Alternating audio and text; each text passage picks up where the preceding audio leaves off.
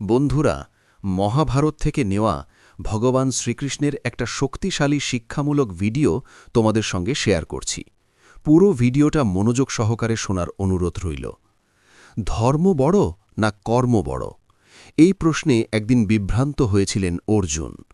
যুদ্ধক্ষেত্রে দাঁড়িয়ে তিনি ভাবলেন, আপনজনদের বিরুদ্ধে যুদ্ধ করা কি ধর্ম? তখন শ্রীকৃষ্ণ মৃদু হেসে বললেন, হে অর্জুন, শুধু ধর্মের কথা ভেবে কর্মত্যাগ করা ঠিক নয়, আর কর্ম করেও যদি তা অধর্ম হয় তাও সঠিক নয়।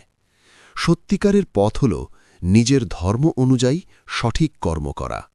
শ্রীকৃষ্ণ বলেন, কর্মই তোমার অধিকার, ফল নয়। ধর্ম মানে শুধু নিয়ম নয়, সঠিক কর্তব্য পালন।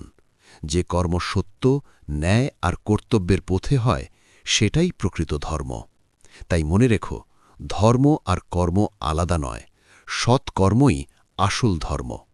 জীবনে সঠিক কাজ করো, ফলের চিন্তা ছেড়ে দাও, তাহলেই শান্তি আসবে। হরে কৃষ্ণ, জয় শ্রীকৃষ্ণ।